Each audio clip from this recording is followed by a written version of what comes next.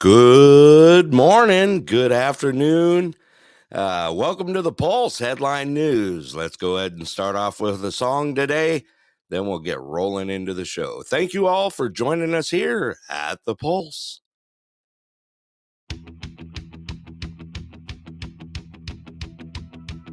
I feel tears welling up cold and deep inside, like my heart's full of big break.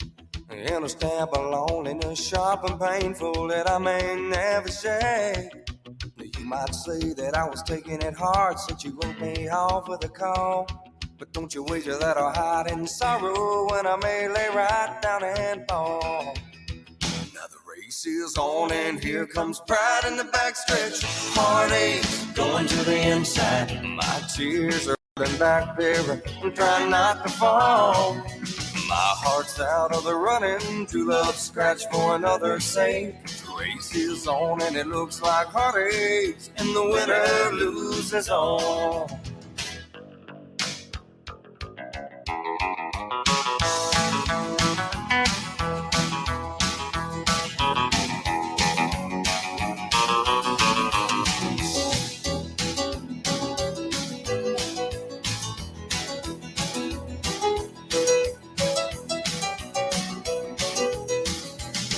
One day I ventured in love, never once suspecting what the final result would be. And how I lived in fear, waking up each morning, finding that you're gone from me. There's aching pain in my heart, for today was the one I hated to face. Somebody new came up to wed her, and I came out in second place. Now the race is on, and here comes pride in the backstretch. Heartaches going to the inside. My tears are holding back there. I'm trying not to fall. My heart's out of the running. True love scratch for another sake. The race is on and it looks like heartaches, and the winner loses all.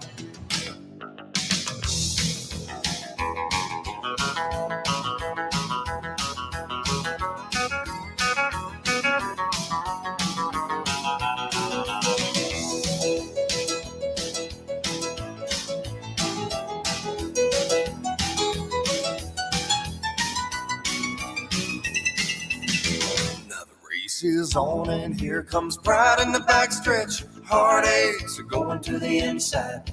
My tears are holding back there. I'm trying not to fall. My heart's out of the running. True love scratch for another sake. The race is on and it looks like heartaches, and the winner loses all. The winner loses all.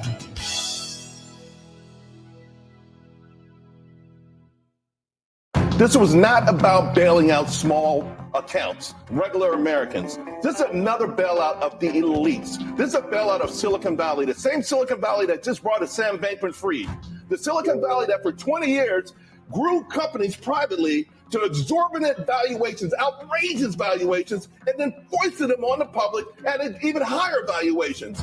They have made so much money. I mean, only the Saudi Arabian princes can deal with the amount of money that they've made. Who do you think bids against each other for the world's biggest yacht? Who bought the Maltese Falcon? I mean, this is what I'm talking about.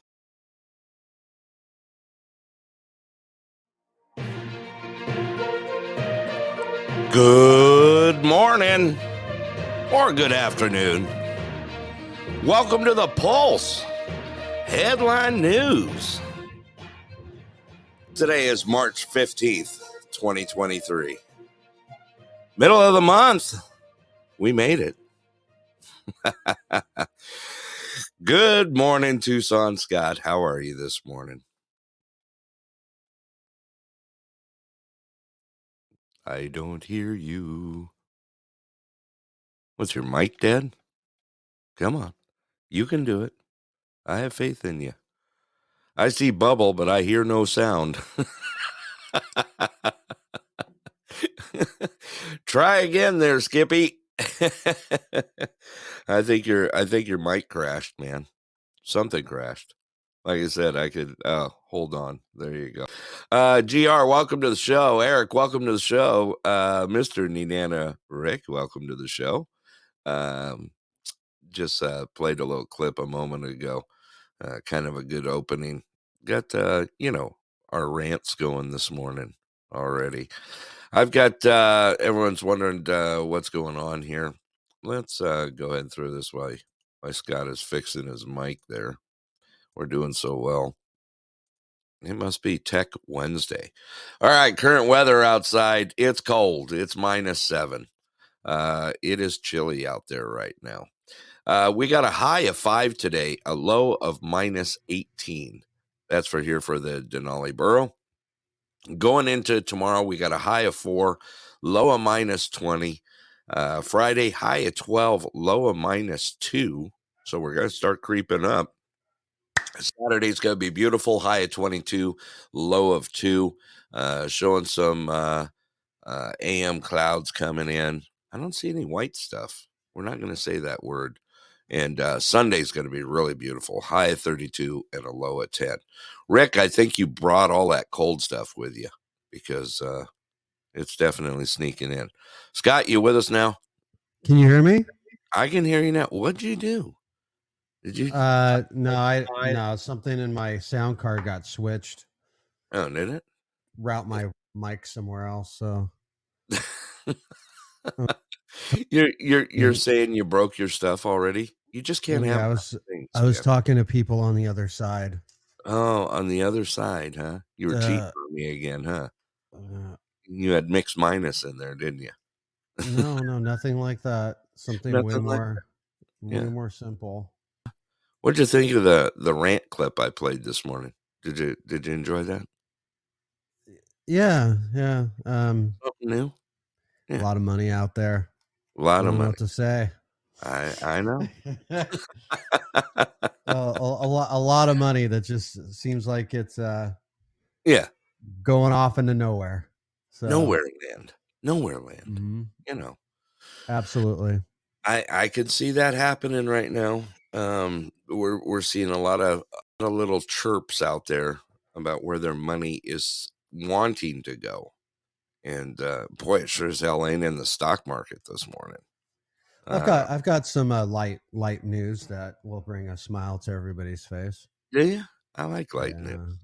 Yeah. So yesterday it was announced that the U.S. annual inflation rate has slowed to 6% in February. That's actually a good number. A good number. It has not been under 6% since October of 2021.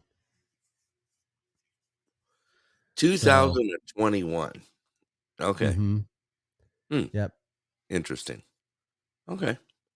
So that's and your medium inflation rate for the United States, we'll just call it average for recent decades or whatever. Yeah. Is about, people usually kind of start sweating when it gets over about 2.5, I would say. Yeah. So we're still in sweat mode. We're get physical, expensive groceries. Let's get those prices up. Let me buy some eggs right now. That kind of thing. Wow. Damn, you even sang this morning. I'm proud of you. I really am. You sound chipper this morning as well.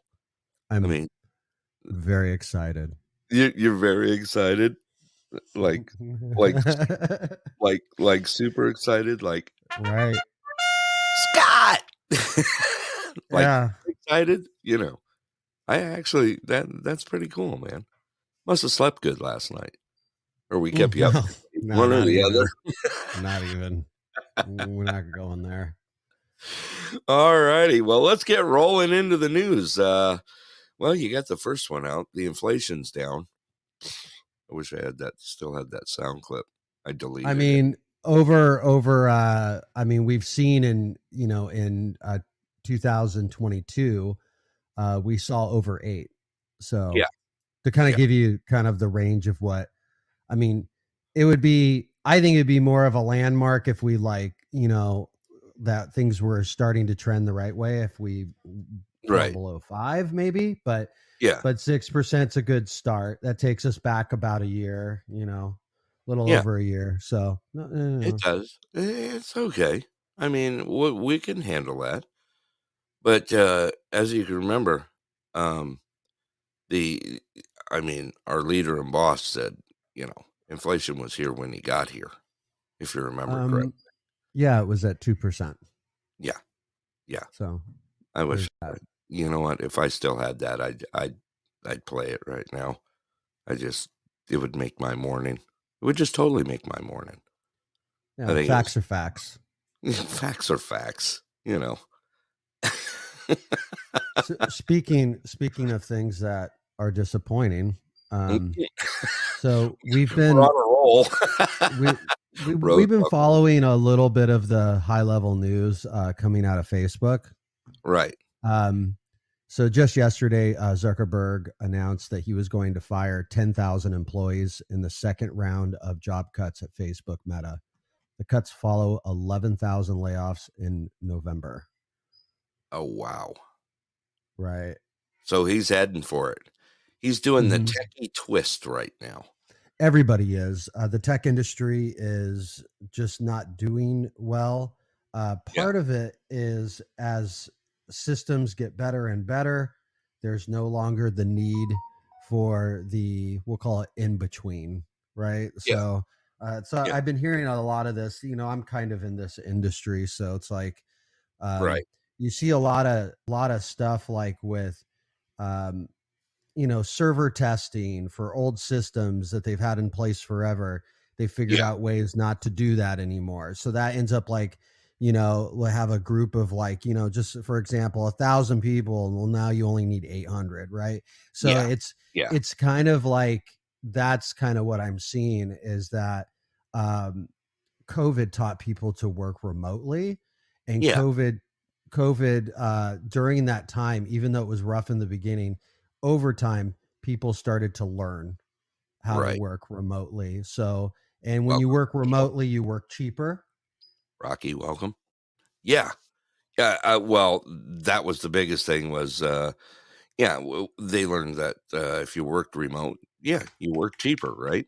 Is what they thought anyway. Overhead, everything else in between. It was, it's just kind of one of those things. But then they started fighting back of saying, hey, you know what? Come back to the offices, right? Come back to the office. Come back part-time.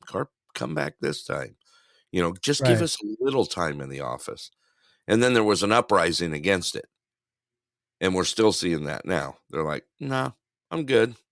I can do Zoom calls in pajamas and drink coffee. I mean, as well as I do, I've been part of that. You've been part of that, right?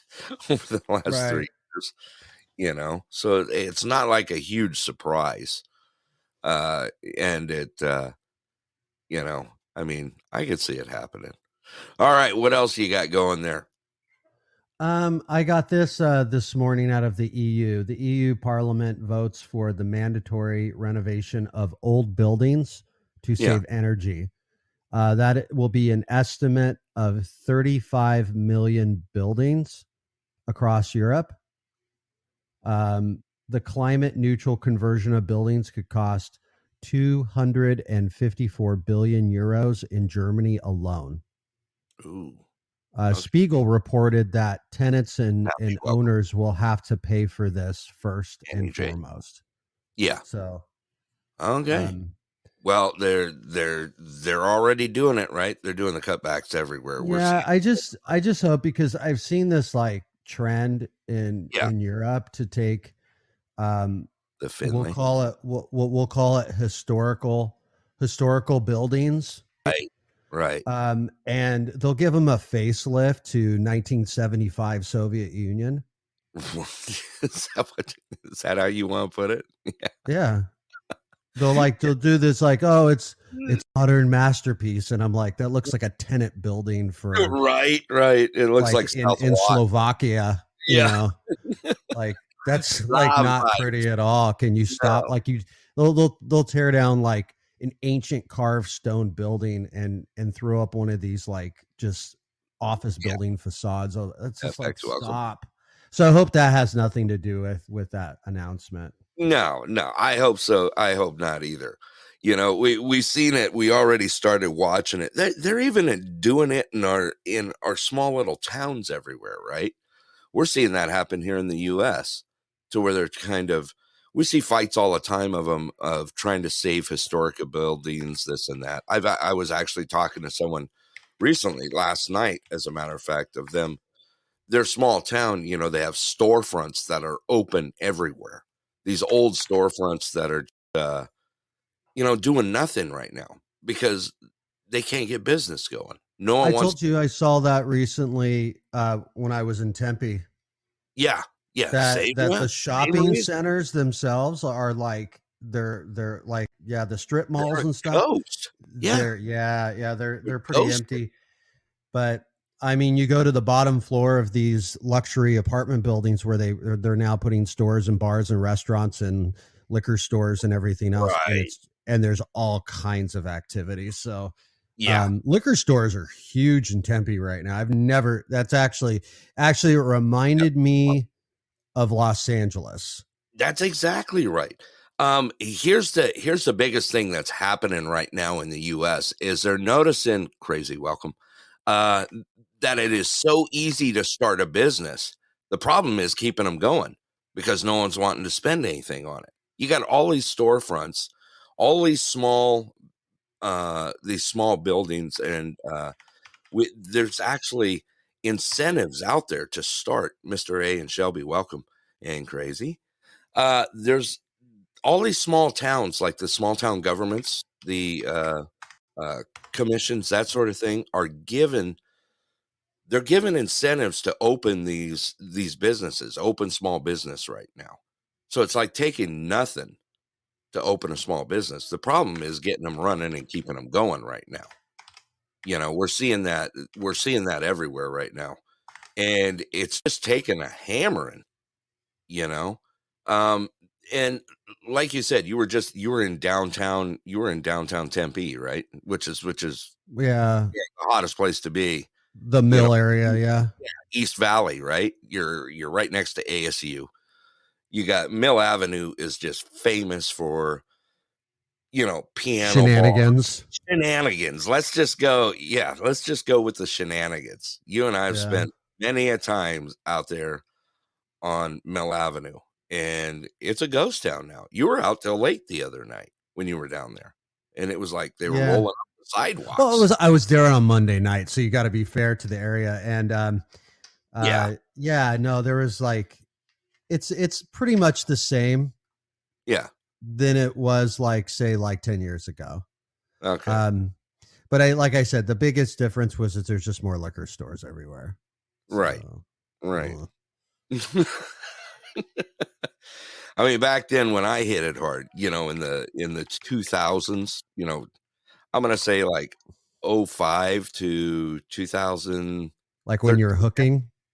Yeah, well, I have great legs, I mean, it just sucks to be me, I mean, you've tried to pimp me out many a times.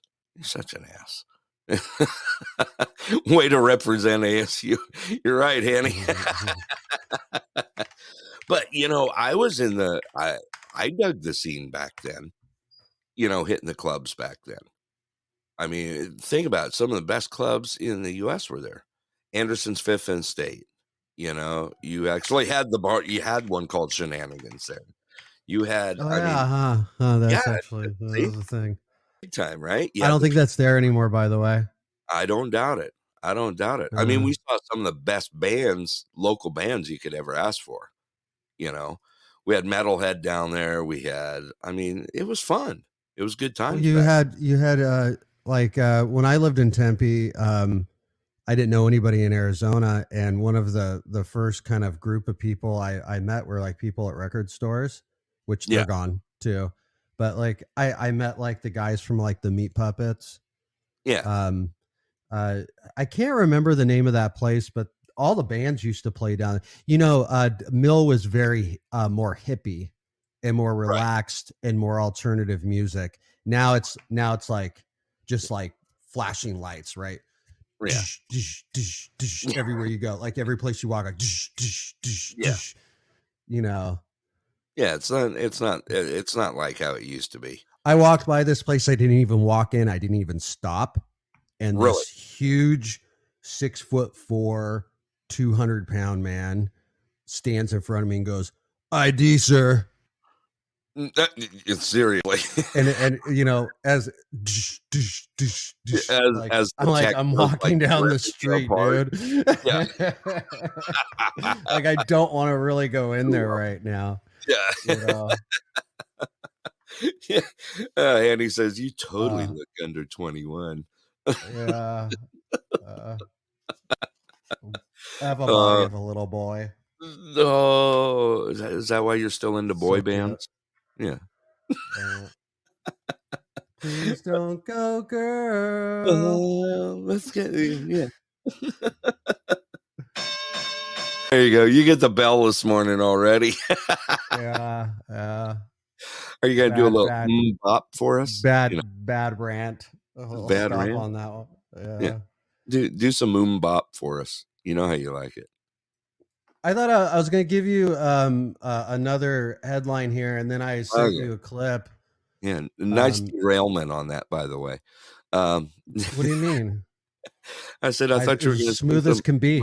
Yeah. Okay. It was smooth as can be. Like we wrote that in the script. I'm following the script. Script. Yeah. Like great transition. Well, that's the word for the day. We'll just use transition. What do you think? Okay. You know? Scott.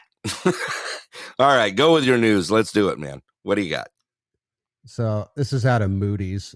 I don't know. I've always thought for a long time the whole thing about Moody's, like Moody's. Like who named it that?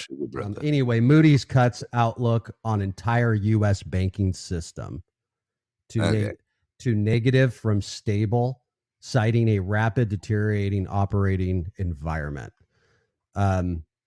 I thought that we could run with the clip that I sent you that you see a familiar face on it. Probably it's the last clip I sent you. It's Senator John Kennedy being interviewed on Fox News. And he is talking about the budget and the U.S. debt, and just thought like we would check in with him since he's got you want to check in this morning. Funny way with words. Yeah, we'll say so. I thought you might be interested in that one. Oh yeah. This one was just for you. A short clip. Yeah. All right. Let's roll it here. Here we go. The president makes his pitch this week for the budget and says this. My plan is going to reduce the deficit by $3 trillion over 10 years. Based on what we know so far about their plan, it's going to explode the deficit by more than $3 trillion over the next 10 years. They want to cut tax for the wealthy and large corporations, take away the power we just gave Medicare to negotiate lower drug prices. All right, Senator, he says he's going to reduce the deficit, shore up Medicaid and Social Security, and make the rich pay their fair share. So what is the GOP counter? The president's budget took my breath away. His numbers are extraordinary. We're going to run out of digits here. It's a $6.9 trillion budget, $4.7 trillion in new taxes that will affect everyone over 10 years, $18 trillion new debt, a cut to defense. The president says that his budget will solve our financial problems in Medicare and Social Security. That's not true. Anything seems possible when you don't know what you're talking about. The Wall Street Journal just reported that the president's budget will add $11 trillion in a financial shortfall to Social Security and Medicare. The only way I know how to improve the president's budget is with a shredder.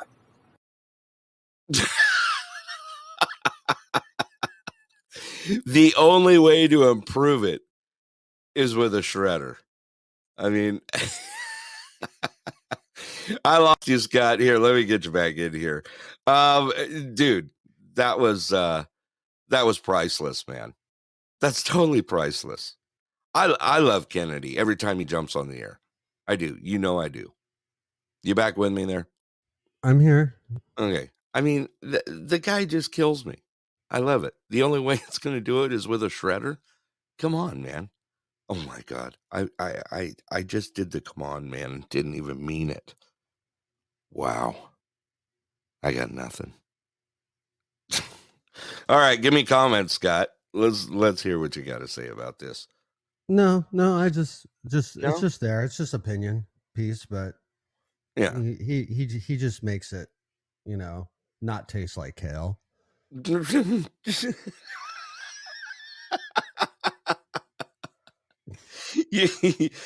want me to go to the kale, don't you? No, we could do that later. Yeah, we we're gonna do do that have later. we should probably talk about this because this is like Yancy Bub. a very I think alarming little situation that happened yesterday that I'm not seeing much major news talk about. I did find a couple clips here and there. Okay.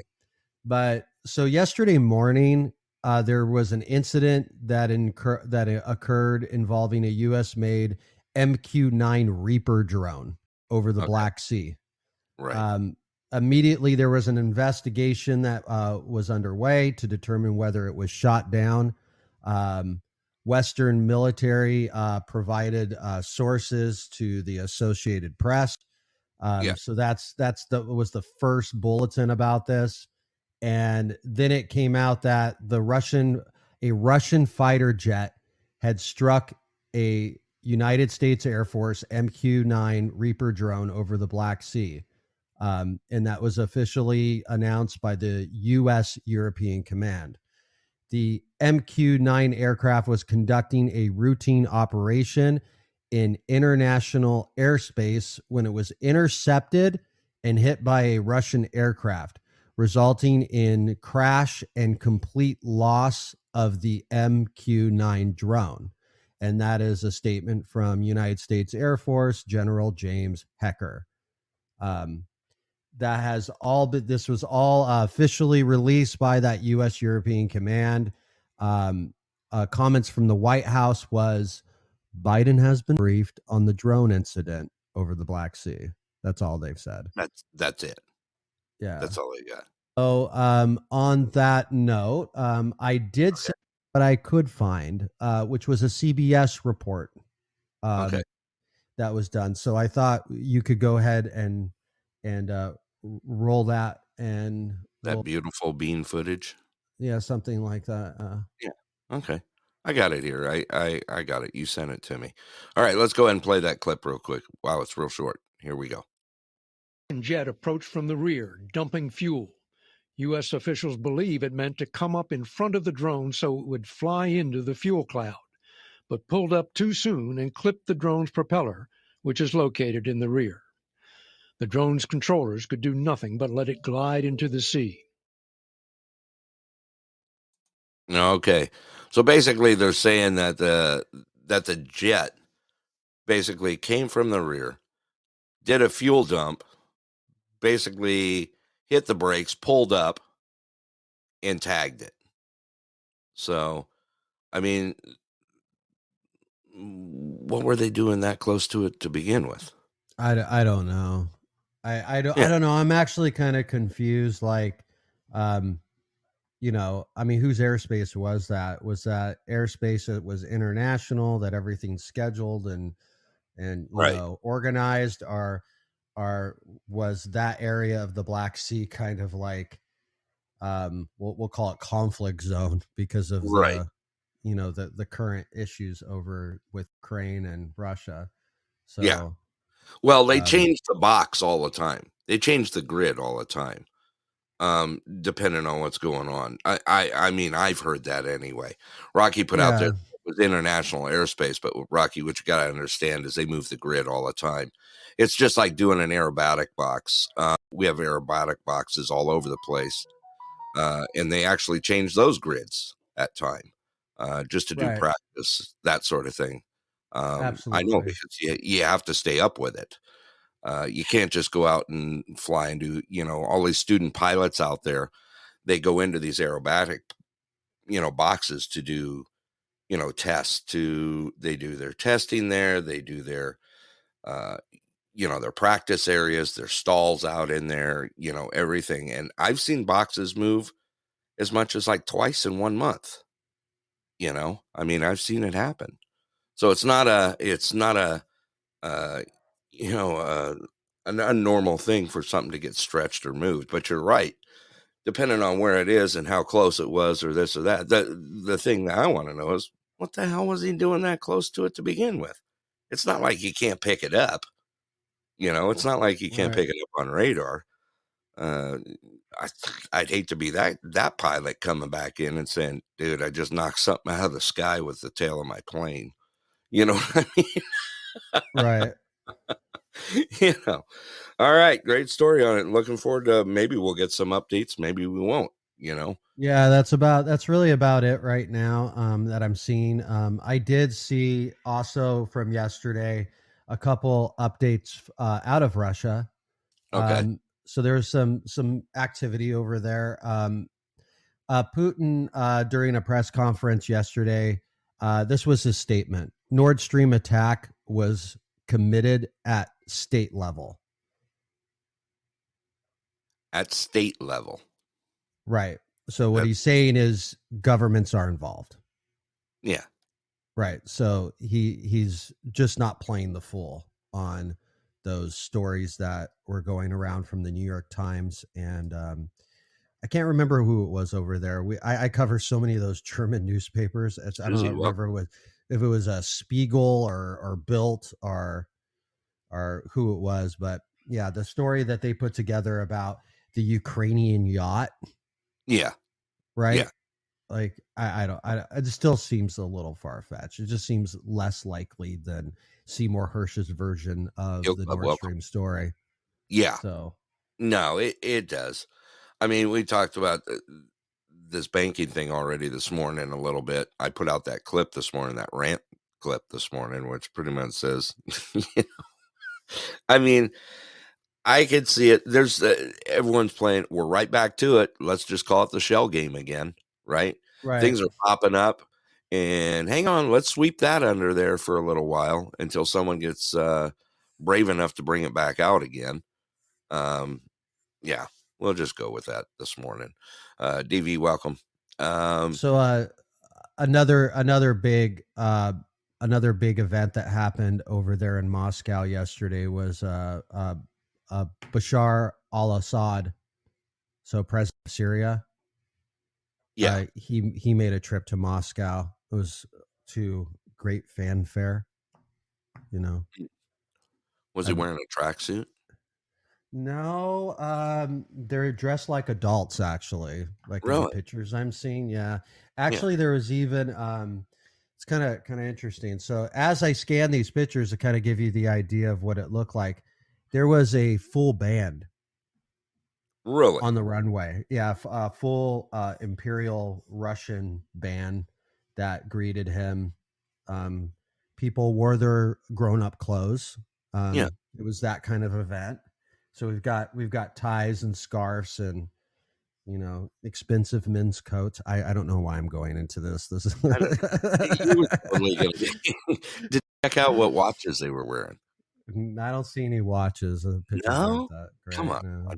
Well, we know Mr. Putin is a fan of extremely expensive watches, that are like insane. So, are you? You're not gonna go to Hublot, are you? No, we can totally. He wears stuff like he wears like Vacheron and stuff that's like limited to 13.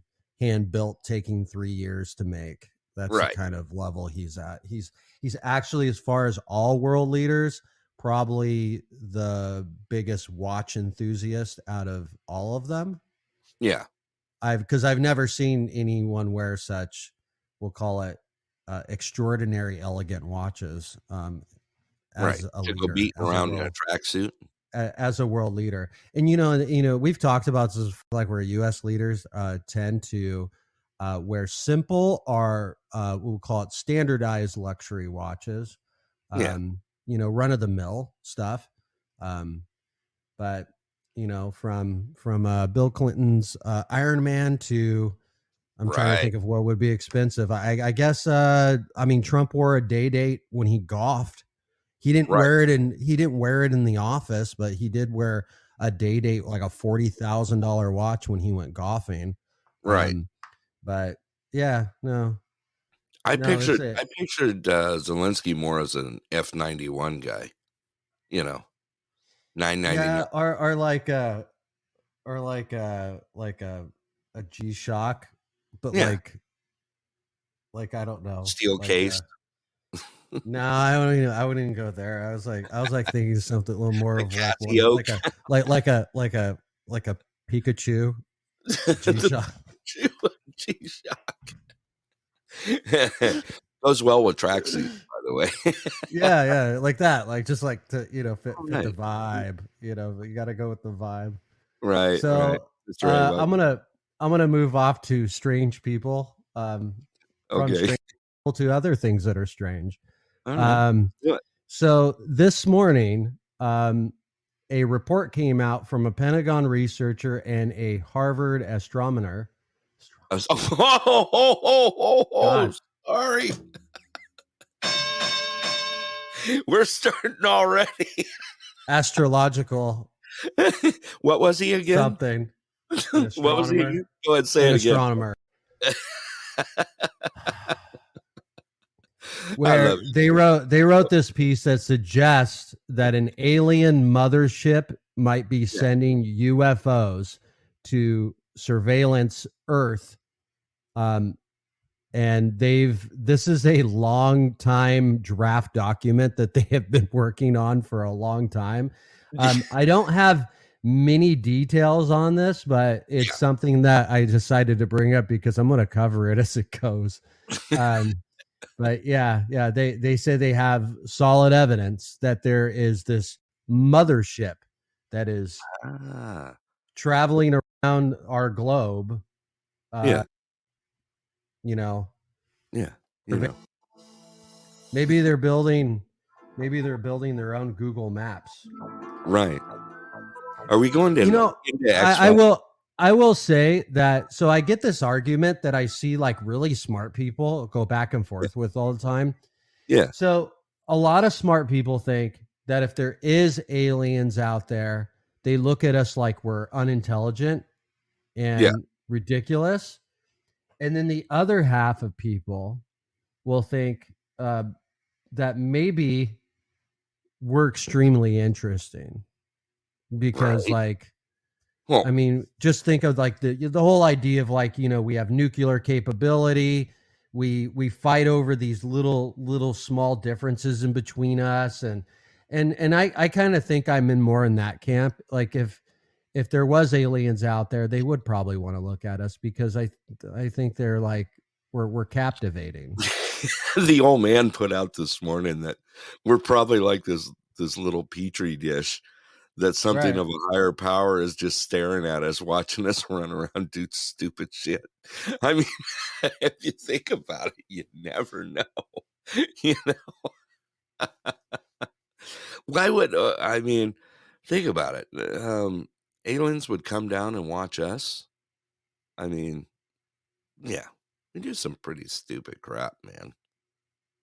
Okay, so in this draft document, this is me getting a little bit further into it.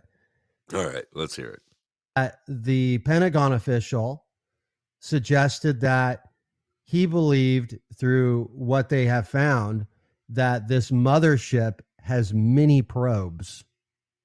Mini probes. Not MINI, mini. Oh. That they could send down. Yeah. Boo, boo. That kind of thing. Okay. Like beam me up, Scotty stuff. Right. Yeah. So I'm like I said, there's just a lot of little information about it, but I'm going to follow it up, and as this story is published, we'll see what comes out. I mean, cool deal. Right. I'm looking for the mothership now. I'm gonna. Watch the skies, people. You never know, right? Right. Yeah, where's Torres when you need him? Right. He's He would off. just be saying, "I told you so." Right. I want to see the mothership. I mean, why not? Let's do it here. I mean, Yeah. they ain't gonna come to Alaska though. They already came here. They came and built our pyramid here. I brought that up this morning too.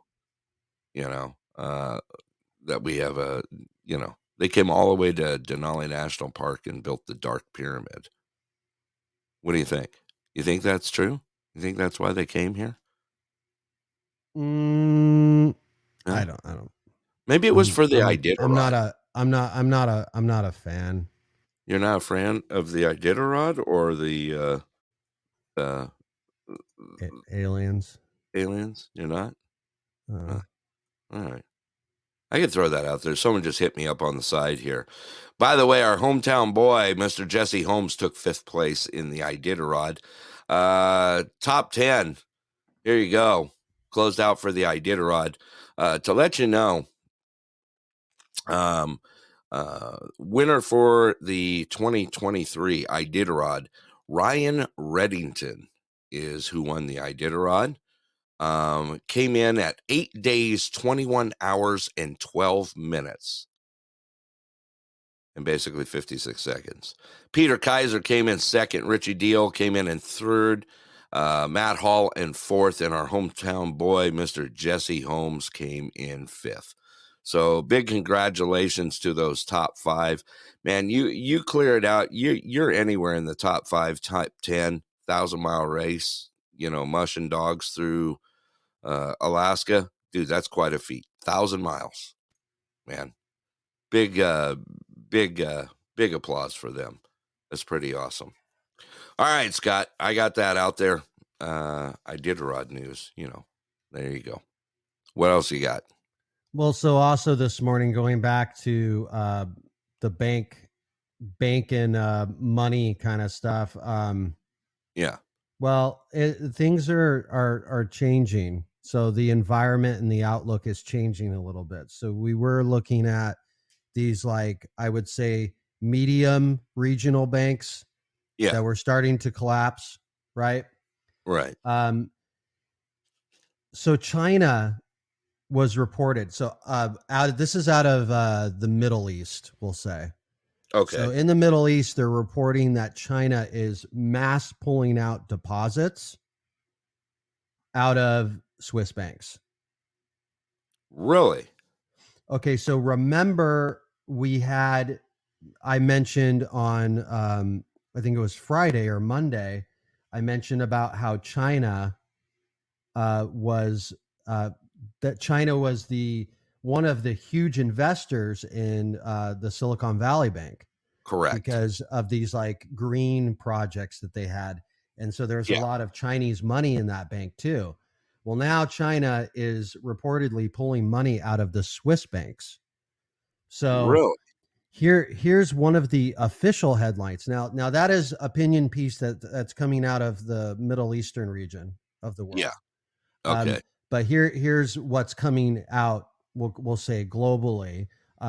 Clients withdrew deposits worth 51 billion Swiss francs, approximately 28% from Credit Suisse within 1 year. So Credit Suisse top shareholder, the Saudi National Bank, rules out providing more financial assistance to the struggling Swiss bank, citing regulatory issues. So that's a story that's going to be developing. I'm actually pulling up more about Credit Suisse right now because their stock is in trouble too. So I'm gonna pull up those numbers and we'll update later in the show. So okay. All right. For those that didn't notice the stock, I don't know if you have a story on that or not. I'll leave it to you. For what's happening. We'll get back. We'll get back to it. I was gonna, before I fully, still in kind of like European news. So we had the news from Russia. We had some news out of Germany. This is actually news out of Poland about Vienna, about Austria. So there are a large numbers of churches that are on full lockdown today in Vienna. And they believe that they have stopped a large Islamic motivated attack against the churches. So the scene there in Vienna basically looks like every church in Vienna is just like covered with police. Really?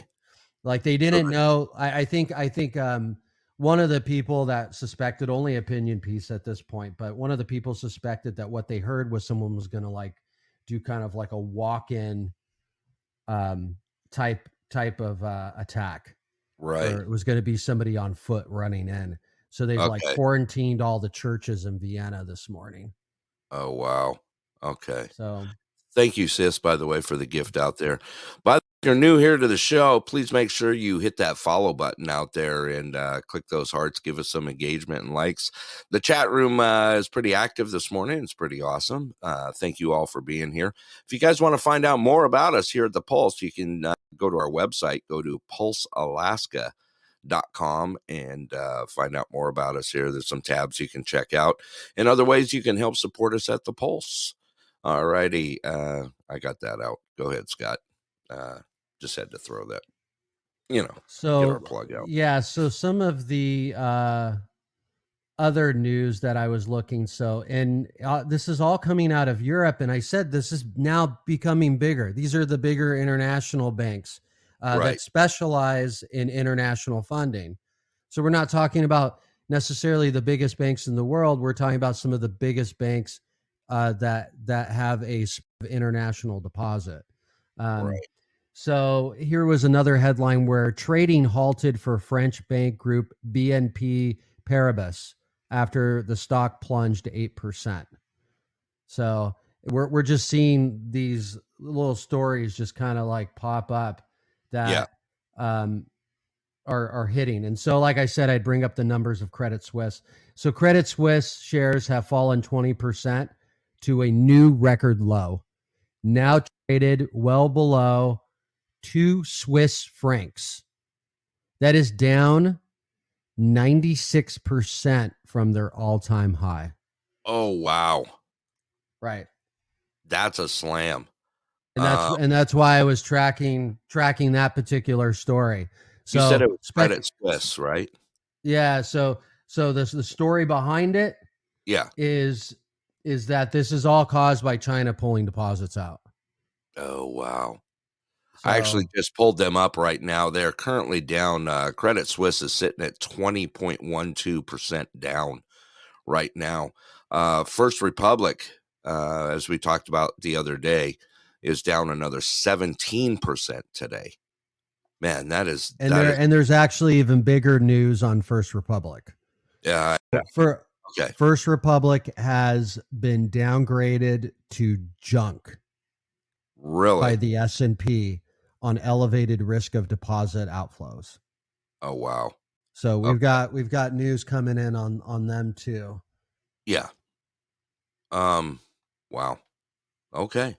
Now I just happened to I put a watch on them to see what they were doing this morning, just to see if there was any more. I mean, what did First Republic first pop out with? Was it like 60%, something like that in a drop? I know we covered that the other day when I found that list of like 22 banks, right? Right. First Republic, they were down 66%. And down another 17% this morning. Pacific Western dropped another 15% this morning after their heavy hit. Let's see. Metro actually popped up about 10%. They must have seen something after their slam. But yeah, it's ugly out there. It's really ugly. All righty. Go ahead, Scott. I just wanted to throw that in there. Well, I've got a speaking of, I think our final story today, I wanted to bring up a certain Chinese billionaire. I didn't know if you wanted to go ahead and do our early break. And then we can do this story when we bring some callers in and kind of talk about, since this particular Chinese billionaire sort of has a spider web of intersection of politics and controversy. Really? So so I thought we would bring him up and maybe do an open panel while we speak. We can do that. NT, welcome to the show. Rose, welcome back to the show. Let's go ahead and do that. We'll go ahead and play. If you guys didn't start off with us, it's Country Day here, and I got a song all queued up. Let's go ahead and take a quick break, about 3 minutes long. You guys can fill your coffee, top it off, and we'll be right back with you. And then we'll open the panel, get some callers up in here, and talk about the last story, and we can actually get on some chat, and let's roll with it. Thank you all for joining us here at the Pulse. It's a great day here, even with our news. I actually got a couple that I'll throw out a little later too. With that, let's go ahead and take a break and enjoy the tune. Be back in 3. Thank you all for joining us.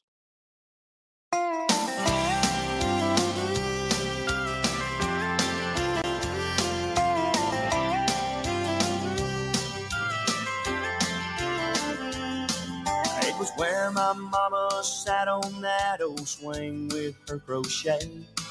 It was where Granddaddy taught me how to cuss and how to pray.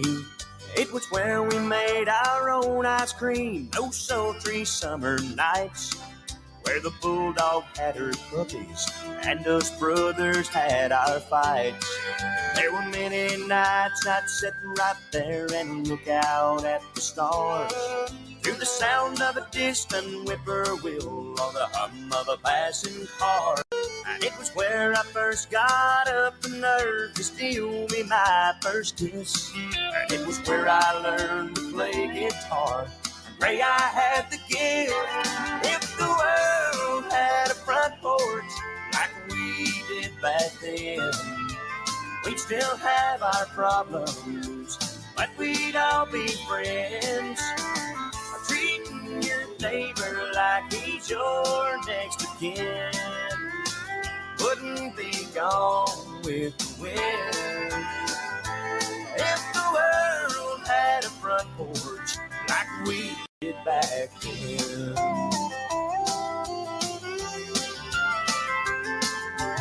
Purple holes and pintos, I've shelled more than my share. Lightning bugs and crickets danced in the evening air. Like a beacon, that old yellow bull, it always led me home. Somehow Mama always knew just when to leave it on. If the world had a front porch like we did back then, we'd still have our problems, but we'd all be friends. Treating your neighbor like he's your next of kin wouldn't be gone with the wind. If the world had a front porch like we did back then, treating your neighbor like he's your next of kin wouldn't be gone with the wind. If the world had a front porch like we did back then.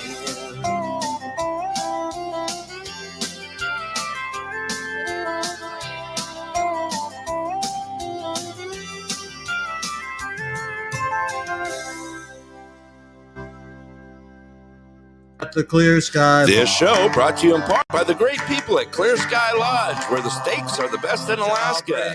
Don't forget Wednesday food specials and pool tournaments on Friday nights at 7:30.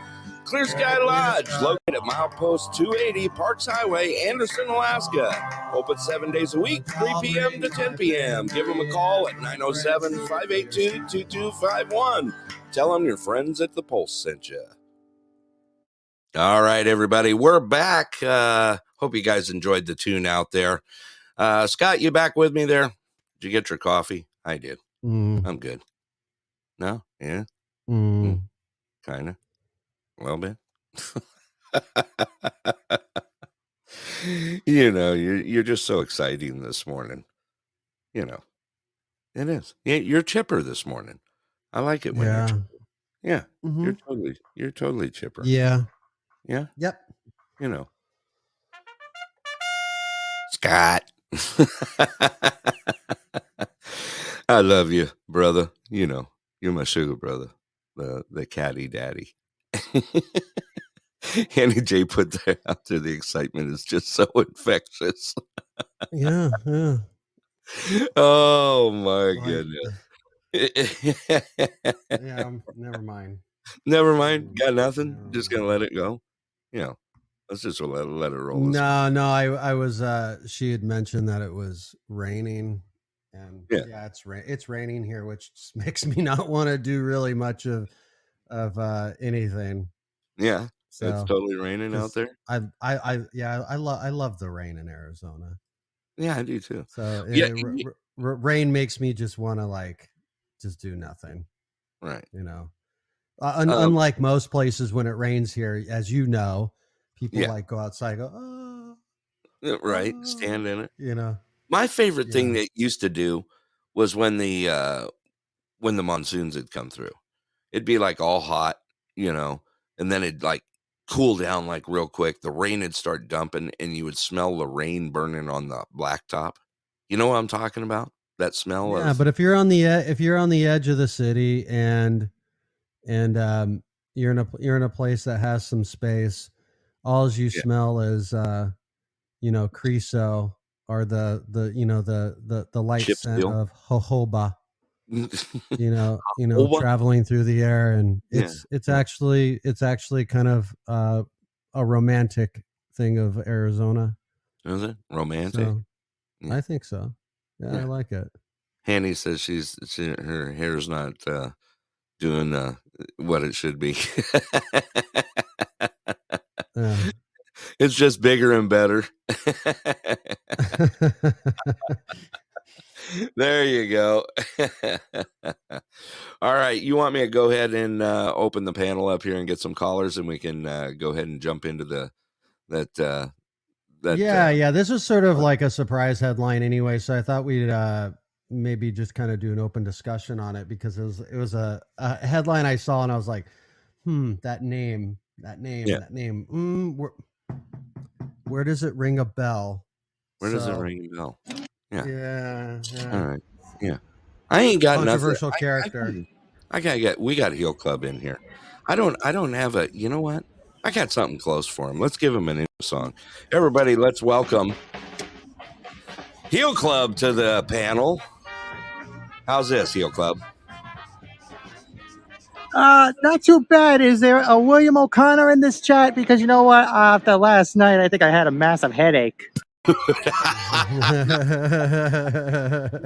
No. No Williams. Okay, because I saw at one point there was actually 3 William O'Connors out there. I was like, who's who? Yeah. I know what you mean.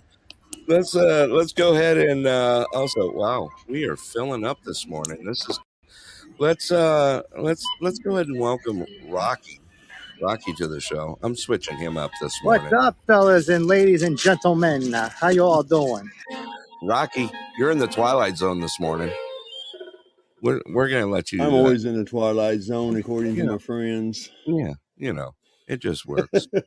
We'll just go with it. What do you think? Yeah, a little bit of me. Yeah, little bit. Just don't give me a rap introduction, okay? A rap? Oh, dude, come on! Don't give me no rap introductions, man. Push it. You go. Push it. Oh, we're gonna start this off good, aren't we? All right, let's also welcome Miss Shelby to the panel, our Mississippi girl. Lord. Well, Mississippi Queen. Oh, thank you. How are y'all today? Yeah, I got a good one. For we gotta invite. We got Russ. I gotta work on yours. I gotta get you an intro. You know that, right? I totally got to Yeah, get it's you. all right, man. I understand. No, I mean, I could throw something out, but I don't know if you like it or I'm not. complicated. I'm complicated. Yeah. We'll get you covered, brother. I appreciate all your support. You know that. But, what do you think, Russ? I'll find you a better one. Don't you worry. I love you, Russ. You know that. I love banjo, man. I don't have a problem Right. with banjo. Send him out dueling banjos, man. No. Yeah, I'm good with that too. All right. Earl Scruggs and Ricky Skaggs. Yeah. I'm good. That's not far from, see, I got that quick on my board. It's like right there, ready to go. Well, can you squeal like a big boy? You have to with the company you keep. Oh God, why you gotta be? Why you gotta be such a downer? I was gonna say, man, Scott's probably in that good mood, man, because that cloud that sits over Arizona is finally dropping something, and that's why you get that stinging rain on the asphalt that you were talking about, and that smell. That's what that is. That burning asphalt smell. That's right. what it Right. is. Handy J's waving at you. I just figured I'd let you know. Yeah, she's saying good morning. Wave hi from Arizona. Arizona, hello. Love you, Handy girl. Yeah, it's it. Totally just there. GR, welcome to the show. Yeah, he doesn't even need to look. He knows right off the bat. All right, let's go ahead and go into our last story there. Then we'll do a little recap and talk about some things. Scott, what do you got for us here? Okay, so I saw a headline this morning that was an announcement from, of course, the attorney's office in Manhattan. So they're famous to just kind of go after people they don't like, right? Right. Trump being the last person they went after, Trump, the Trump organization. They have a lot of ties too with the Hunter Biden world, right? A lot of the business partners that he's had in China. Have been prosecuted by the Manhattan court there in New York. So the headline I saw was exiled Chinese billionaire Guo Wengay was charged in New York with financial conspiracy. And I looked at that name and I was like, Guo Wengay, why does that sound somewhat familiar? And I was like, Guo. So Guo uses a Americanized name. Okay. And his Americanized name is Miles Guo. So Miles Guo. There. Okay. They're starting to ring a bell, starting maybe put some things together here. So we'll call him Miles, since that's what he likes to be called by us American people. Miles is an exiled billionaire from China.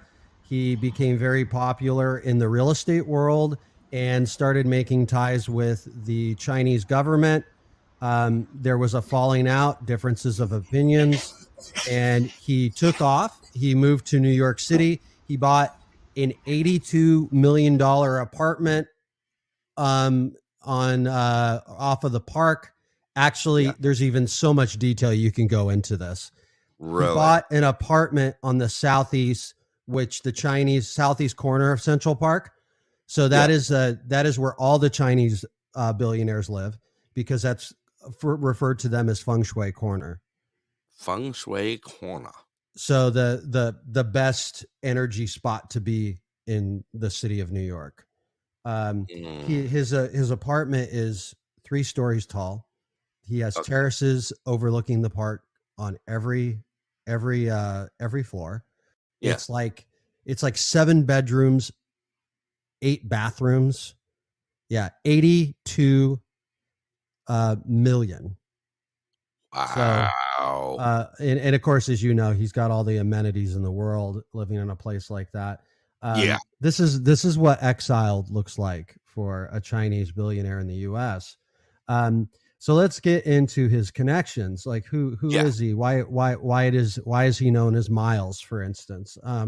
Miles is started investing in anti-CCCP propaganda, and is huge in that as far as the financial backing of it. So one of his connections, for instance, is some of you may know Epoch Times. Oh, the Epoch. So he's a huge funder of Epoch Times. He's got a certain American friend that's kind of controversial. Okay. Steve Bannon. Oh, Mr. Bannon. And so if we go back in time to the 2020 election, and everybody knows about all the Hunter Biden stuff, and there was stuff coming out from the laptop, and it was being released early, and it was porno. It was pornographic material. Really?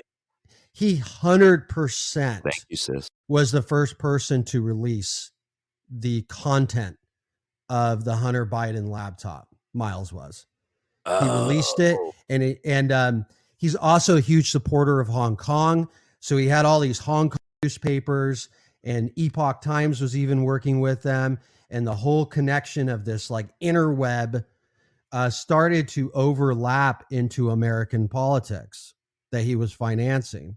So obviously the ultra liberal attorney's office there in Manhattan thinks of this guy as an enemy number one because of his bankroll itself. Right. And so he has these connections with Steve Bannon. He's very pro Hong Kong. He was a huge supporter financially with the protests there. It's just kind of his little bit of a background. I did send you a clip. Not that you have to play the whole thing. It's kind of an infectious groove anyway. But he 2 years ago he released this song. It was kind of going around a lot. That it was down with the CCP. Taking down the CCP, right? Taking down the CCP. Like if you wanted to play the intro to that, actually it was on the clip I sent you is Steve Bannon playing it on the War Room. Really? So yeah, and it was during all of this, like all of the chaos. This song was released literally like the same week that Miles intersected all of these different we'll call it underground internet websites to post naked pictures of Hunter with multiple people. He was the releaser. Yeah, he was the original releaser before everyone else got their stuff together. He was like, everyone's like, don't do it yet. We're going to plan it, blah, blah, blah. We're going to do it like this. We're going to do it like that. He's like, screw it. Let's take this guy down. And basically what he did is he released a book. Yeah. Well, at the time it was, let's take candidate Biden down. Right. So, by exposing this, but I mean, really, I mean, to be honest, like from a high level view, he released just basically a bunch of Hunter porn. Right. And there was like, I mean, the reason why I'm saying people is because what's controversial here that I don't really want to talk about is he released photos of Hunter with women or girls of all ages. Ew. Where is the laptop?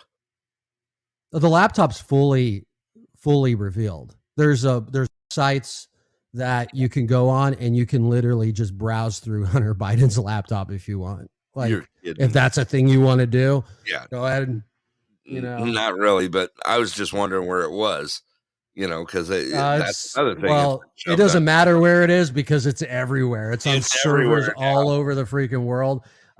There's so many backups of that laptop. It's just like there's literally a global connection to a website that has all the contents of Hunter's laptop.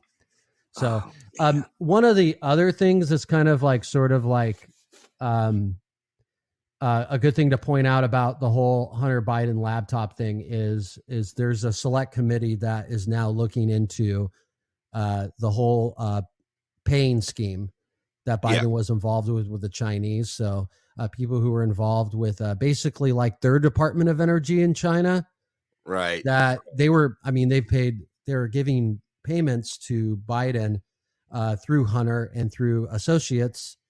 Like they're like millions of dollars during the election. So, that's all stuff that, maybe will soon be found out. I kind of try not to cover some of this kind of stuff because a lot of it never comes to fruition. So, right.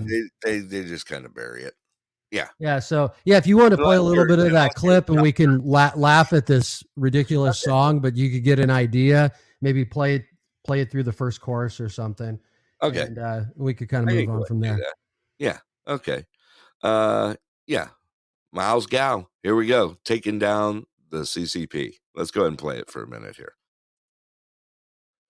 Okay. I actually would love to, but for some reason it didn't want to play. Let me hang on. I got a way to do it here. You sent it to me this way, but I can find it this way. Does that sound? Yeah, I'll just go with it. Let's do this. Technical difficulties this morning. We can just go with that. Here we go. I got it here. I got it. Let's go ahead and play it. Here we go. Miles Grodnow taking down the CCP for the people of China, for the people of the United States of America, and for all mankind. Honored to be working with all of you guys. Let's crank this.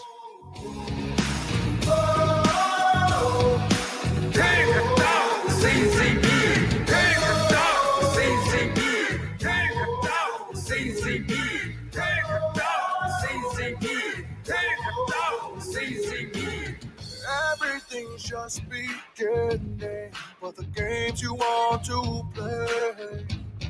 Bring it on and now we'll fight to the end. Just watch and see. It's all started, everything's begun, and you are over. Cause we're taking down the CCP. Spread the word all through Hong Kong. We will fight till they're all gone. We rejoice when there's no more. Let's take down the CCP. They have all life for too long. We will. All righty there. That's just a little clip from it there. Scott, is that him singing? Is he singing that song? No. I was like, the song's ridiculous. I know he's probably very passionate about what he does. But the song is really ridiculous. And the video for that song where it's just a bunch of like drone cameras like hovering around him drinking champagne on a yacht. Right, with a cigar hanging out of his mouth. Yeah, off of the New York, the New York shore there off the island. It's there's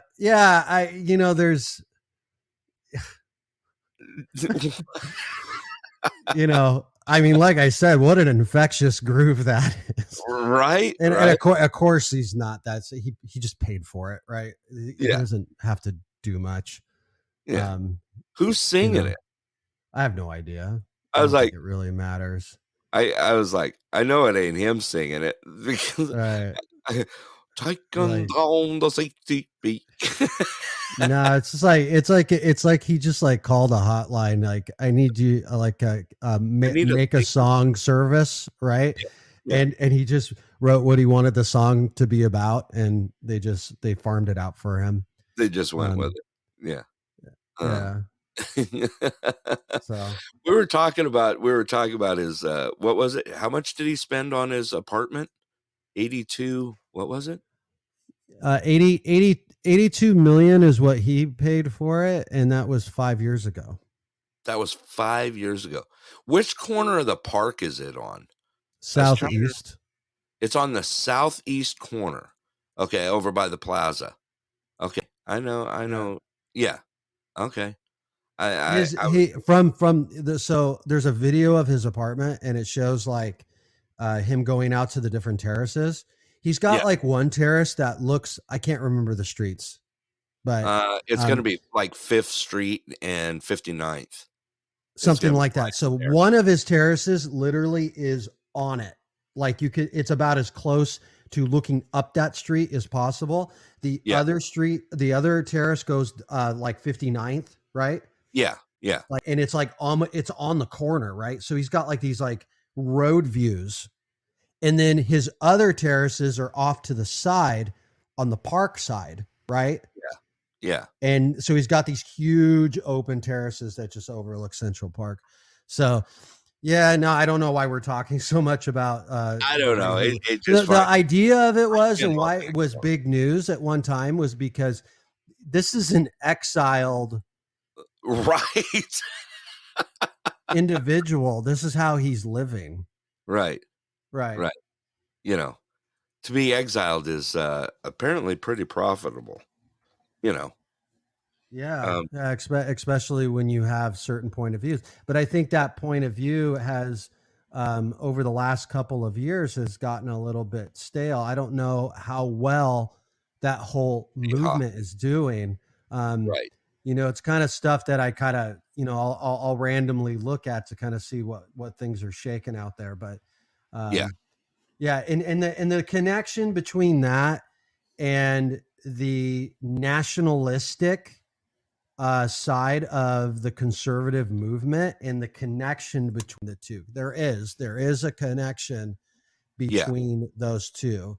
The hyper political on the right have a lot of connections with, we'll say, Hong Kong politics. How about that? That's probably the fairest way to throw it out there. Yeah. I can go with that. Yeah, I see your bubble moving there, Rocky. What do you got? Yeah, he's probably giving information to the government too, from a certain side of the government. Oh, because absolutely. of the stuff that's been going on over there, you know. Yeah. That's why he's living in luxury. Yeah. Living in luxury. He's beyond luxury. I mean, yeah, he's in the second heaven, I guess you could call it. You know, well, he owns everything around him. You think about it, being exiled, okay? The term of being exiled is basically being barred, kicked out of your native country, banished. You know, banished. Oh, and by the way, the laundry list of charges against him in China is like he would either be executed or jailed for hundreds of years. Really? Oh yeah. Yeah. Okay. Crazy. No pun intended, by the way. I'm just saying, you know, to be exiled and then just come out smelling like a rose like that, just, you know, it kind of throws me. I don't know. A lot of people get exiled. They get all their stuff taken away from them, and they literally, you know, have to start from the ground up again. This guy got away with damn near everything he had. Yeah, probably on the top, right? Like he probably he probably just had this huge real estate empire, and just literally like someone called his phone and it went to voicemail one day, and he's just like, and he's walking down Fifth Avenue, you know. Yeah. You know, like, so I'm assuming that's how it happened with him because, obviously. Yeah. I mean, being a billionaire, he doesn't really have to worry about anything anymore other than getting shot. Yeah. No. I'm sure he's got plenty of security for that. But thinking about where is, you know, like you said, you were talking about his apartment there, you know, over there on, you know, in New York. I mean, it's basically, that's the creme of le creme of stuff there, because that's like, you know, that's Fifth Avenue right there. You know, it's out there by the Pulitzer Fountain. You know, you got all the biggies are right there. You know, like Louis Vuitton. You got, you know. Well, the whole thing, like, we'll say a top 20 Hollywood star would love to have an apartment overlooking the park and probably could easily afford one.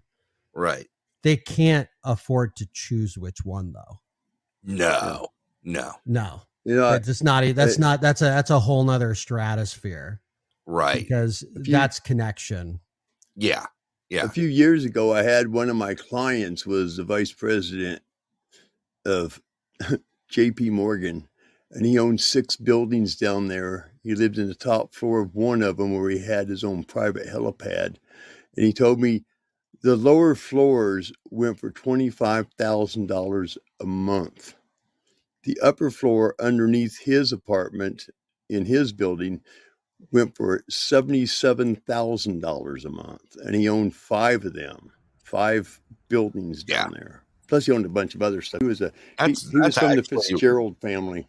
Yeah, that's actually reasonable there, believe it or Well, not. it is reasonable, but I mean, the guy had 5 of them buildings. He was raking in money left and right. But he was from the Fitzgerald family. Yeah, I mean, I looked at going to New York at one time years ago. Scott, you remember when I was looking at that? Told you I was thinking about going. Right. And we were set up. We were actually being set up there in New York, in Manhattan. And our building was the apartment that they were setting us up in was $11,000 a month. I mean, I was like, wow. And they're like, yeah, just go ahead and do it. This is yours. Just do it to it. Yeah, it was $11,000 a month up there in Manhattan. And granted, it did have parking. That's a big thing in New York. Right. That's some clout. Yeah. It had underground valet parking. You know, it had valet parking. It did have a doorman and, concierge, 24-hour concierge. But $11,000 a month, I was like, man, that is off the hook. I can think of a lot of things to do with $11,000 a month. Russ, you got an extra $11K a month you can lend me? I might hit him up. I'm fresh out, bud. I'm fresh out. You're fresh out, man? Fresh out.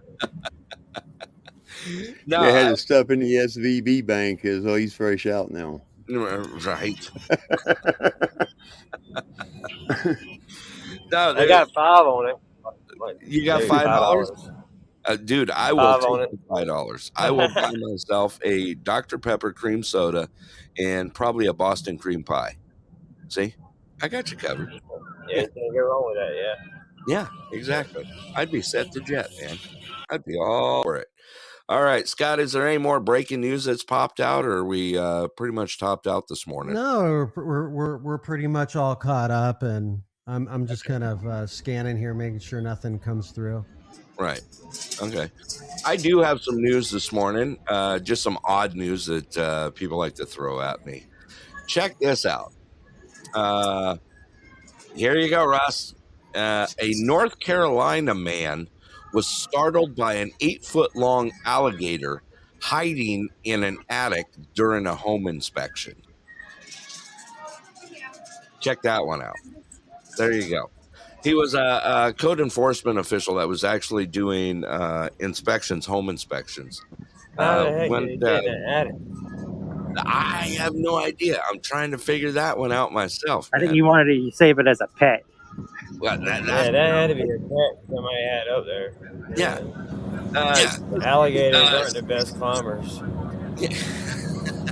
Well, you know what? Just in case if they ran out of food, you use him at the alligator and everything will cook it up. Right. Well, you never know. You never know. But yeah, he said he was doing inspecting the house, and he noticed a large figure near the air conditioner in the attic. And when first approaching it, he thought it was maybe a stuffed alligator. Until as he got closer to it, the tail swung and it started stepping towards him. Started moving towards him. There's a good one for you. It probably came from the daggone battleship there in Wilmington. Somebody stole one of the small alligators. Yeah. They have alligators all around the Wilmington battleship. Somebody probably picked one of them up one night, took it home as a pet. Unless they came from Florida. And no, I did not see that they named him. But they did have animal control come and find him, and it said they had a heck of a time getting him out of the attic. Yeah, I'm sure they had a hell of a time trying to get it out. Yeah. In other crazy news, I do have some more crazy news for you here. This is a good one coming out of Oregon. So a overdue book was returned to an Oregon library after 44 years. Okay. This Oregon library said that a package arrived in the mail that turned out to contain a children's book checked out in spring of 1979. The librarian opened the package and discovered a copy of the book called The Hockey Trick by Scott Corbett and a check for $20 with a note that said, "I apologize for hanging on to this overdue book." So there's some crazy news for you. 44 years. And I probably still got books that I don't know about. Right? Yeah, I had to dig all the books out of my cellar to see if I had to return those. Right? Scott, how many overdue library books do you got? What do you do? Fall off again? Or? No, I'm right here. Okay. I know I always return my books. Oh, you did, huh? But I have a certain son who really likes to push the boundaries of acceptability when it comes to that. Yeah, I think I'm sitting on at least 5 of those right now, Scott. Right. Yeah, he has this whole thing with like he checks stuff out of libraries and he just like sits on it, and it's like right. Like again, nasty like $75 fine. Like I'm afraid to even look at these then. Yeah. And you got to go in there and you're like it's like feels like you're a car salesman. Like, well, get you the books back, we could like work something out with right. And usually they're just like, all right, whatever. Yeah. Whatever. Well, like I said, I'm sitting on about 5 of them right now that I came up with, and I'm like, I don't even know where I want to go. Just drop them off. Drop them off. Throw them in the just throw them on a desk somewhere in the library. I'll just cruise there and just set them on a desk. And they're like, "Hey, where did these come from?" I've actually found books in yard sales that were from public libraries that were still had the date cards in them from still had the probably the 60s and stuff. Yeah.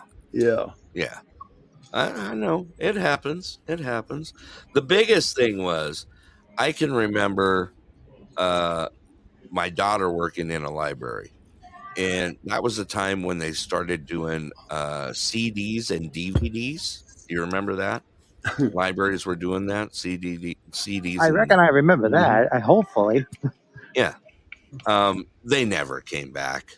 It was like always on the order list for replacements. They'd order like 3 at a time at the library because they just knew it wasn't coming back. It was just a normal thing. It is crazy stuff out there. I see Yancey's out there. By the way, Yancey, I wasn't able to catch up on that one last night, but I will today.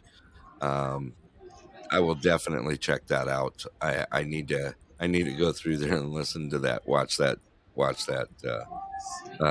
video from last night, and Martin for Commission.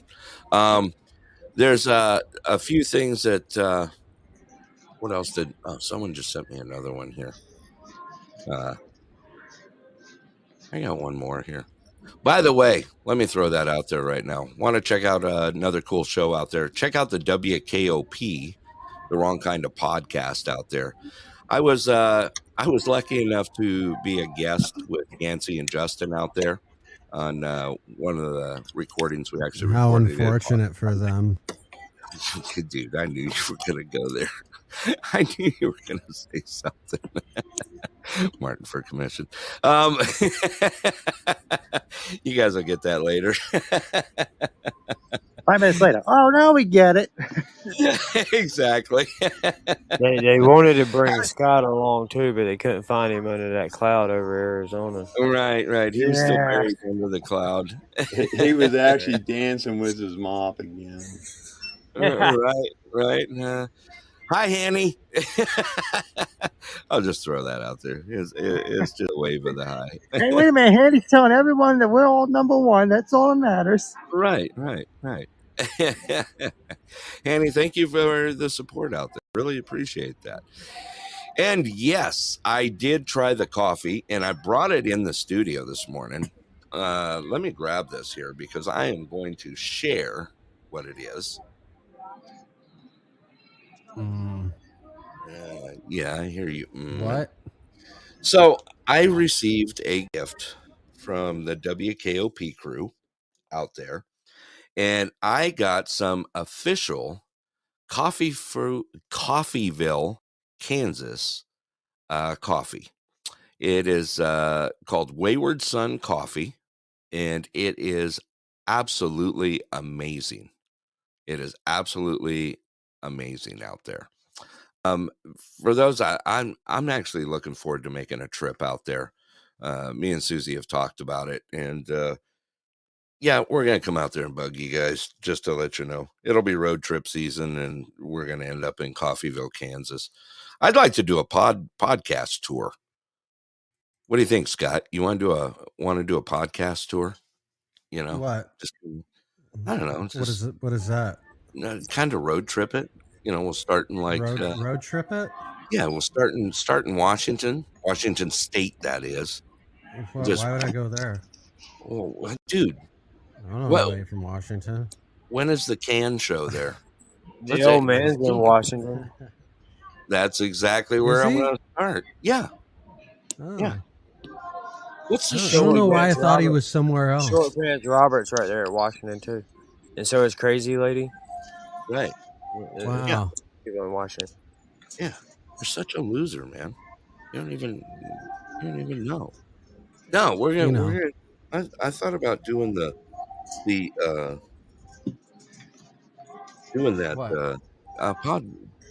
podcast. By the way, someone just asked me about that coffee. This coffee is incredible, by the way. Thank you, Yancy and Justin and the WKOP crew. Coffeevillecoffee.com, and it's spelled COFFEYVILLE, coffeevillecoffee.com. Really good stuff. Amazing coffee. I'm good with it. Got all sorts of stuff. By the way, your package is coming together. WKOP. Martin for commissioner. Let's see here. Scott, you want to do the road trip, man? Maybe. When is our next? What is the show that we've always wanted to go to? The show in Seattle, Scott. Why is it escaping? I don't know. You know which one? No, I don't. Yeah, the headphone, the cans. Oh, but they don't do that. That rotates, and the only place it doesn't rotate is New York. Oh man, we gotta go to New York for it. Yeah, because the West Coast one bounces all over the place, and I have no idea where it would be. I'm gonna have to follow up on that. But really cool, even for people who do this kind of stuff for you know, who are really interested in the tech side of like podcasting and stuff. Because if you go to the Can show, all of the equipment that is accessible, especially stuff that's like USB-C and portable, and equipment that you would use at your desk without having, you know, huge boards and stuff like that, is all promoted through there. So the Can show is really cool. Yeah, I'll have to see where it's at next. Maybe get that on the run. I'd like to do it. By the way, how many sets of headphones you got now, Scott? Did you downsize? 80. 80? You only got 80 80-ish. sets of headphones? Oh man, I'm like way low on the list. I got like 44, 50, somewhere in there, not including IEMs. So yeah, and that's like sorry, that's my bad influence. what did we do? We went like on a 3-year stint on testing IEMs. For those that won't know what an IEM is, inner ear module. It's funny though, some of the best stuff we found is like, let's see, the H7s, right? Let's talk about the H7s for a minute. $3 delivered. Yeah. Well, if you order them overseas, yeah, you get some pretty good deals. So yeah. Annie put out there, if I break a pair, I know who to call. yeah, I probably have some to hand over. Yeah. I actually switched up ridiculous. I actually switched up my headphones lately. I don't know if you knew that or not. Well, I can't hear your headphones. Only you hear your like. That's how that works. I don't know if you figured that out. Yeah, I actually went back to the M40s. I totally went back to the M40s. Okay, well, that's a just great all around thing. I know. No, I used to do and still do from time to time. I used to do restoration work on headphones. So right. I'm very comfortable pulling headphones apart and reconditioning them and rebuilding them. So I send him a pair for a gift, and you know what he does? He tears it apart and rebuilds it with different parts. Right. Which they came out off. You know, remember the rabbit hole that we went through with Beats, right? Right. So right. I've started out with probably garbage, some of the most work I've ever done on headphones have been the Dr. Dre Beats. Right. I've torn them. I know everything about them. I know how they go together. It's almost like I could probably like do it like I was a factory worker at this point. But I've rebuilt those. You know, done all kinds of upgrades to them, new drivers, all new wiring, all that kind of stuff. So yeah. No, and that turned out to be a fluke. Fun hobby. It kind of turned out to be a fluke. Well, it was because they're so bad. Right. That's actually how that all started. Is Dr. Dre Beats are just kind of not great headphones. No. But they can be. They can be done upright. You know. Steel Club, you got something to say there? I seen you went off mute. I know he's at work right now. I'm just kind of tagging. No, I just had to avoid somebody who was named William. I heard somebody in the background while I was shopping, and I said, please don't let it be William O'Connor. I don't want to hear that person today. I really don't. Well, I thought he was going to attack me on my phone and get on here and say, hey, Handy J, can you come over here and put my profile picture on here? Oh, God.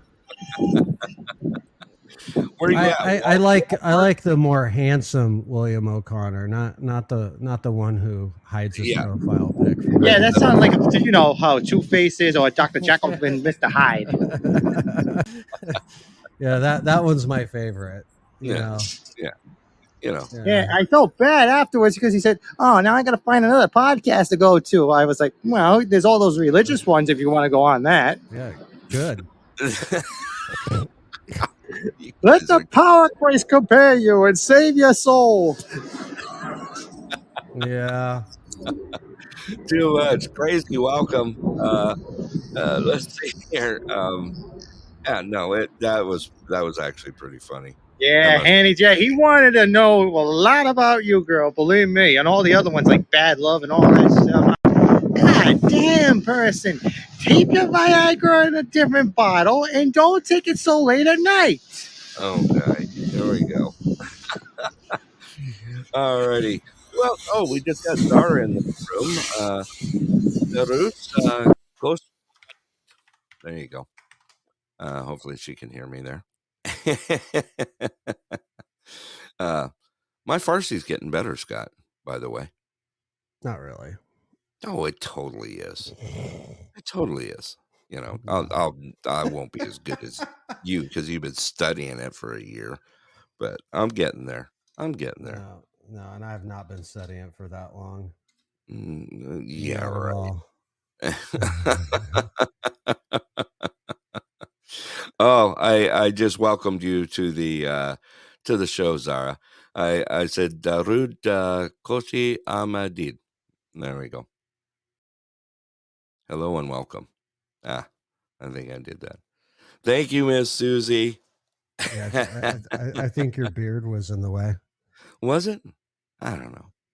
Why was my beard in the way? Dude, you go ahead and say it. What? Say He's what? got a mountain Anything. beard. Yeah. Oh my gosh. Yeah, welcome Zara to the show. Come on. Salam. There you go. Yeah, that's hello. I gotta ask you, how do you keep that beard nice and silk like that? You put like mousse on there too to keep it nice and shiny as well. I actually use beard oil, certain different beard oils in it, and believe it or not, okay, here's a little secret. Moose piss. No, moose piss. I got your moose piss, man. I was just trying to be Alaskan. No. Oh, God. No, beard oil, and believe it or not, I use a straightener on it every now and then. Run a beard straightener. What a I pillow heat it. princess you are. I got your sorry, that's pillow sad. princess right here. You know, you're just jealous, man. One of these days you'll be able to grow a beard. Yeah, man. I can grow a beard. I can grow a beard. You know that. Oh yeah. Choose not to. Yeah, that short little stubbly thing looks so cute, though. You know. Thank you. Hello, you sugar. This is not the place for intimate comments, though.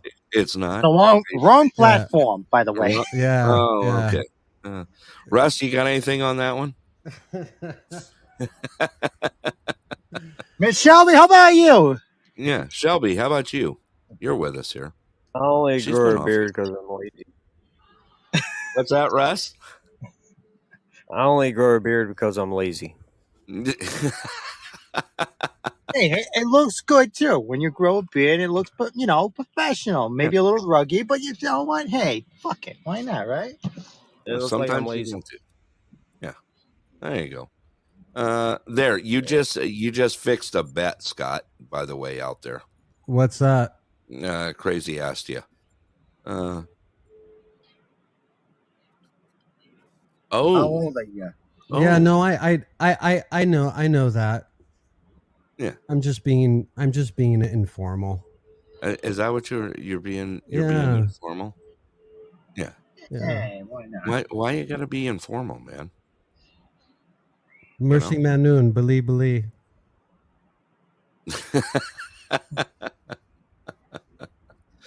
Let's see. Gantu dele kasi aba shodan. Huh? Huh? It sounds like Egyptian. Oh yeah, your mama too. What was the bet? What was the bet? That's what I want to know. Yeah. Why are you guys making bets? They were betting on your age because no one could remember, and I wasn't saying anything. I just stayed out of it. They were throwing bets on your age, and I just stood out. It was in yesterday's show, so if you want to go back, I knew and that listen you to weren't it- as old as one of the ancients. You know, like Brett or Right. the old man or. Hey, Jay, knows it. dude, the ancients. The I mean- ancients. You had to go there, Russ. Yeah. Yeah. I'm older. I ain't dead. Come on, man. The Arpies. We'll call them. On Podbean they have the the Arpies. Arpies that float The around and Arpies. like they The troll shows Godfather and stuff of like that. Podbean, right here. You know, I tell you. got Brett, William O'Connor 1, William O'Connor 2, William O'Connor 3. The last of the Social Security beneficiaries. William trying to hit up every single woman on the podcast. Shelby, Bad Love, Hanny J. He was like, "Oh my God, are you a girl?" Hey, he almost sounded like that Hill Club guy, just with a different accent. Almost. I'm trying, believe me, I'm trying to get that accent point blank. Zada, by the way, glad you're happy. I Very happy. See, I know enough to get around it. Let's see if I'm right or not. Zara, was I right? Maybe, kind of. Completely wrong. Somewhat. I had I heard you to completely. pick out the words because in the chat, I had to pick out the words and kind of break it down from there. I'm not fluent at it. So I've got breaking news that just hit. So Uh-oh. Swiss National Bank will provide liquidity to Credit Suisse if necessary. Okay. Ooh. So you got a little backup Got coming. a bailout incoming. A bailout incoming. Yeah. Mm-hmm. I still got that bailout, right? Do I still They got could the sell off bailout? all kinds of stuff over there. They got like all the watch brands and chocolate and Yeah. you know. I mean, all you got to do is notice this in the background. Americans can have confidence that the banking system is safe. Right. Those are true Yeah. true words right there. You Oh, know. gotta take his word. Well, you have the people like Biden that are sitting there saying, "Oh, the 2008 that's not what's about to happen," and he's right. The 2008 was completely different. This is more akin to runs on the bank, which would have been more akin to the Great Depression and what happened then in the 30s.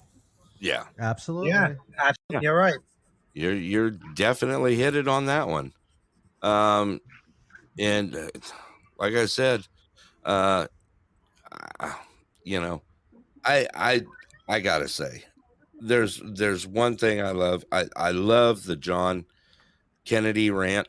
I don't know how many of you guys have heard it out there or not. I'm just gonna play it right now. Play it, please. I love I'm gonna play it. I love it. Here we go. Let's go ahead and play that clip right now.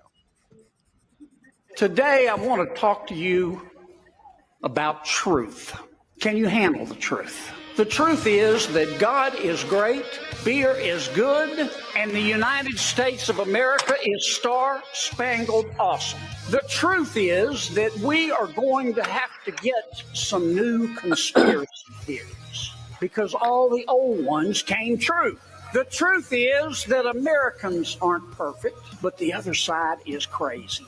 By the way, to me, kale tastes like I'd rather be fat. The truth is, I do not hate anyone. So I say this gently.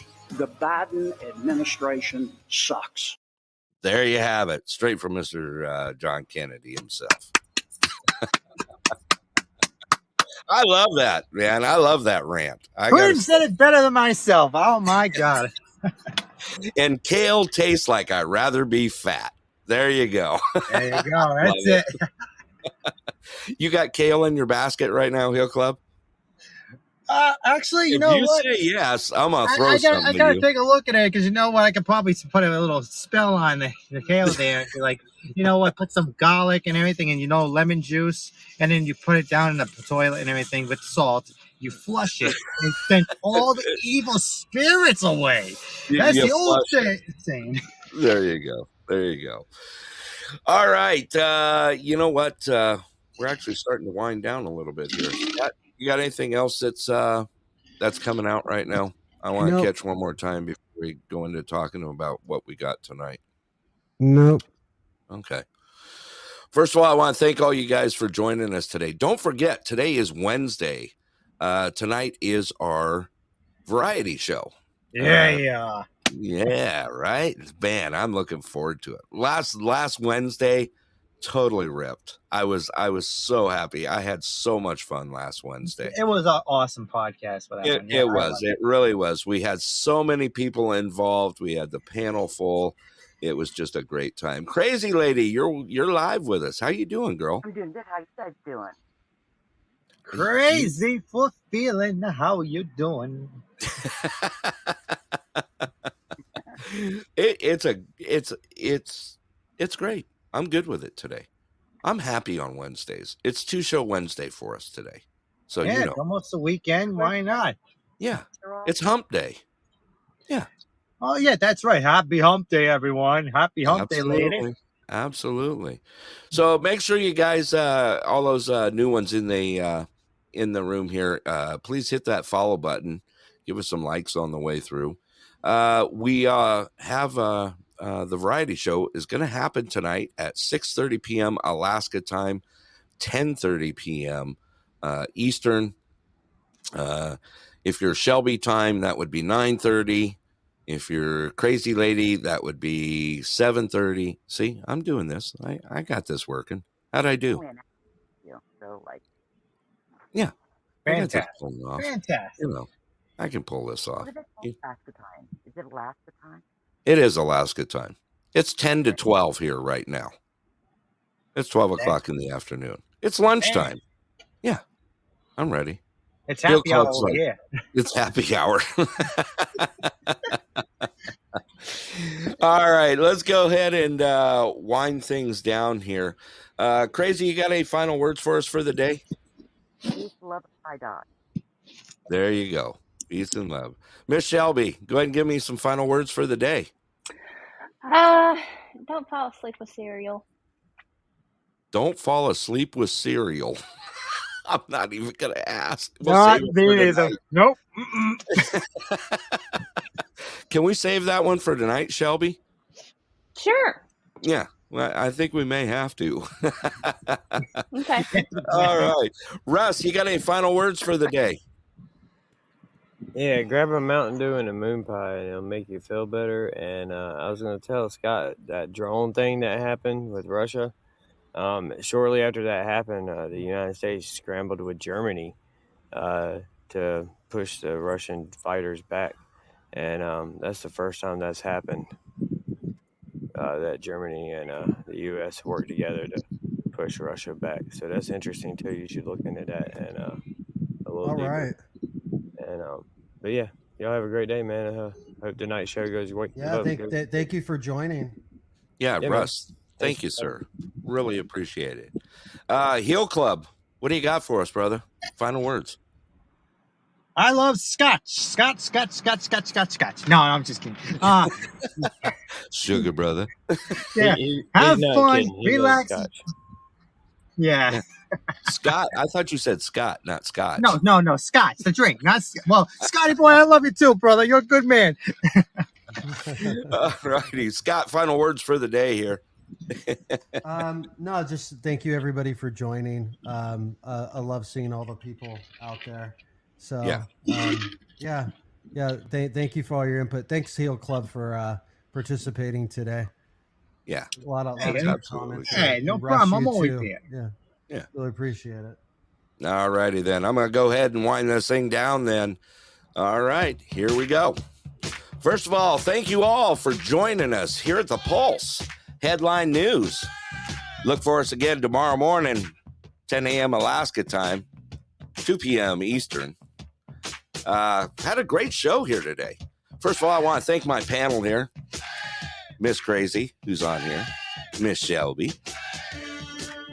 Senor Russ. Thank you, brother. Mean it, man. Heel Club. Thank you, sir. All those out there on our live listening out there. Want to thank you guys all. Mr. Finlay, thank you for being here.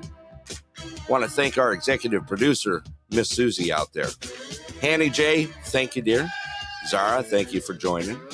We have so many out there. 4Q's out there. Man, we got so many news in here. My sister, Donna. Man, what a great show. Just a great time. And, of course, the Podfather, Eric. Thank you for hanging with us today. Appreciate it. All right. Once again, look for us tonight, 6:30 p.m. Alaska time, 10:30 Eastern. We're going to have the variety show. Just going to be lots and lots and lots of fun. Thank you, Eric, for putting it out there. All righty. So, if I got some final words for you, I'm going to go ahead and give you some final words. If I can think about it, I'm going to say, walk gently in the lives of others. Because you know what? Not all wounds are visible. Be safe out there. Be kind. I got one more song for you on the way through. I hope you guys enjoy it since it's Country Day. I know you will. I am too. Thank you all from the bottom of my hearts. here at the Pulse and keeping us up there in the top rankings. Please share our show and know that we're here to just make you laugh, give you a little bit of news through the day, and just enjoy each other's company. Thank you, guys. With that, this is Denali Burrow Brett and Senor Tucson Scott. I'm going to go ahead and sign off now and play a tune. Enjoy, everybody.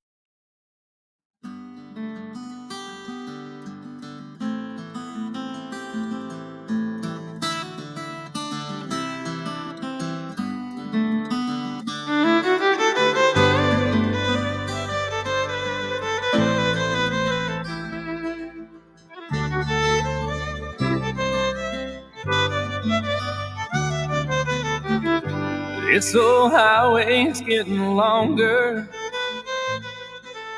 It seems there ain't no end in sight.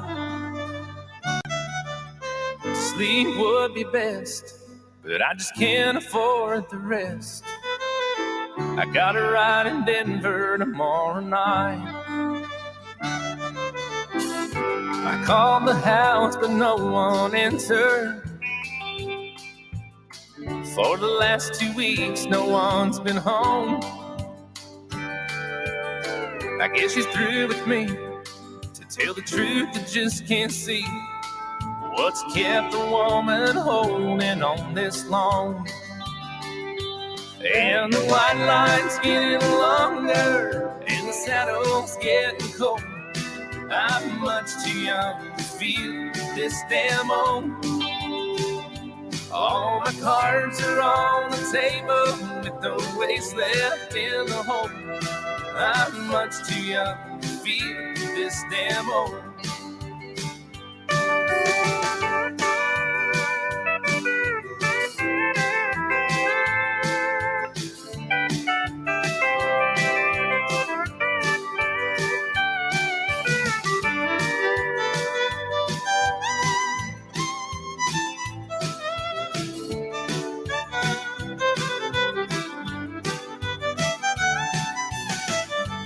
Competition's getting younger, tougher bumps, you know I can recall. A worn out tape of Chris Ledoux, lonely women and bad boots. They seem to be the only friends I've left at all. And the white line's getting longer, and the saddle's getting cold. I'm much too young to feel this damn old. All my cards are on the table with no waste left in the hole. I'm much too young to feel this damn old. Lord, I'm much too young to feel this damn old.